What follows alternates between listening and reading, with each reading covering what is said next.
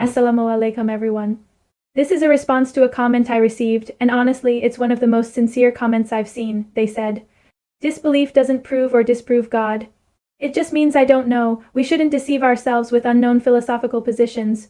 Religious texts are just text, and that's not enough to prove anything. And if you can help ease my existential crisis, it would mean a lot. First of all, thank you for your honesty, because most people either blindly believe or blindly reject. But you're choosing to say, I don't know, and that's not weakness, that's sincerity. Part 1 is I don't know the end. Let me ask you something gently. Is I don't know the end of the journey? Or the beginning of it? Because in every other part of life when we don't know something, we don't stop there. We search, we question, we look for the best explanation. For example, if you walk on a beach and see footprints, you don't say, I need 100% proof a human was here. You naturally conclude someone walked there, not because you're blindly believing, but because it's the best explanation. You're right, disbelief doesn't prove God doesn't exist, but it also doesn't answer the question, it just pauses it, and the question is still there. Why does anything exist at all? Why does the universe follow laws? Why does consciousness exist? At some point we all try to make sense of reality, and when we do, we're not looking for 100% certainty, we're looking for the best explanation. Part 2, not deceiving ourselves. You said we shouldn't deceive ourselves, and I agree, but here's something important if we reject belief. Because it's not absolutely proven.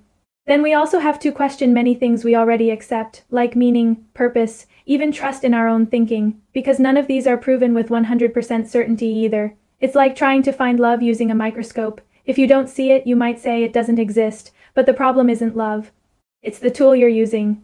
So the goal isn't, only believe what is fully proven, because that standard doesn't really exist in real life. The real goal is, what makes the most sense of everything we see. Even the idea of only believing what is proven is itself not proven, it's a starting point you chose, which means even doubt is built on belief. Part 3, religious texts are just text. You said religious texts are just text, and yes, in one sense that's true, but not all text is equal. A random sentence on the street and a message claiming to be from the creator of the universe are not the same thing. So the real question isn't, is it text? It's, where did it come from?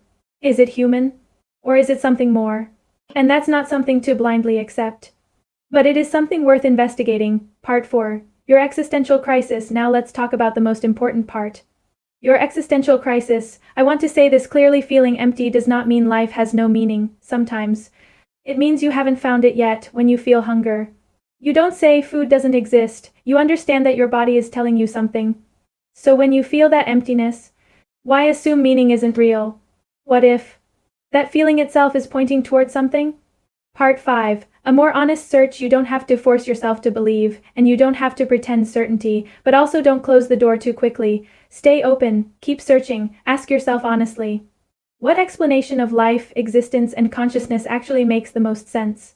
Because saying I don't know is honest, but staying there forever might stop you from finding the answer. You're not alone in feeling this way. Many people go through this phase, questioning everything, doubting everything, feeling lost, but maybe this isn't the end. Maybe this is the beginning of a deeper search. So don't rush, don't force belief, but don't give up on the search either. And if you're comfortable sharing, what is the main thing that troubles you?